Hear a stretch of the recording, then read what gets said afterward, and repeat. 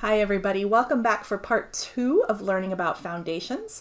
We're going to be looking at slab on grade foundations, piers or open foundations, and a final look at some connections. Starting with that slab on grade foundation, this is when a concrete slab at or near, sometimes it's a little bit above or below, at or near grade level will serve as both a floor and a foundation system. This is really common for mid-century modern Eichler homes. It's also really commonly used for garages.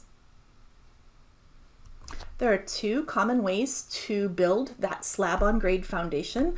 Let's start out on the left. This one's called a slab on grade with an integral grade beam. All right, so the grade beam is this piece right here. And you can see that it is one continuous piece with the floor slab. All right, so starting up here, this is our exterior wall. Here is the inside of the house, and here's the outside. All right, and this is one poured element of concrete. We've got the floor slab, and then they thicken that slab at the edge to carry the weight of the home and spread it on the soil here. As opposed to over here, we've got a slab on grade with a concrete wall foundation, right? And this looks more like what we've just seen with the basement wall and the crawl space foundation. So looking at this one, we've got, again, here's our interior space. Here's our exterior. Here is the wall of the house coming down. And it's going to rest on a concrete stem wall, just like we saw with the crawl space. And that is going to rest on a footer and spreading the weight of that house down to the soil.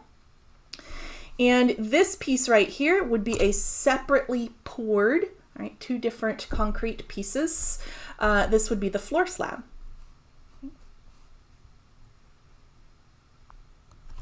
Moving to that pier foundation, or sometimes called an open foundation.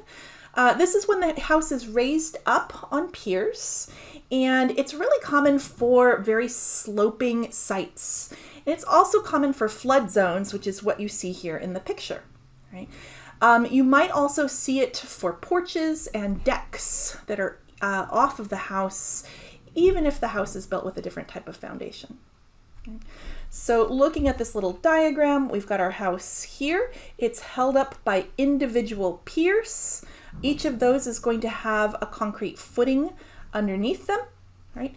And it could be for relatively flat ground down below, like we see in the photo, or it could be that the house is built on a slope, just like this. Now, it's really common that a house will have multiple foundation types. For example, you can have a crawl space under part of the home, and then maybe a basement under just one area, right? And then maybe you'll have a third type with a garage with the slab on grade. Right?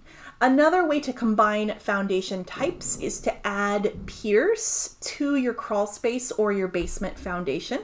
Right? And you would do this, it's really common, if the span of the floor joists from one foundation wall to the other is too long.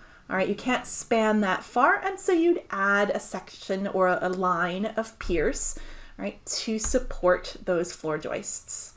So take a look at this photo here. We're looking under a crawl space foundation, and these are the floor joists. They're going in this direction and spanning from all the way over there over to here. That was too far.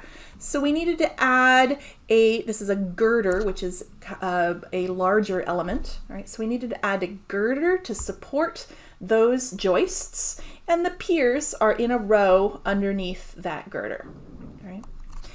Looking back, remember I said that you needed at least 24 inches clear under the joists and 18 under the girders. This is why, because the joists are higher, all right, and then you could duck under the girders as needed.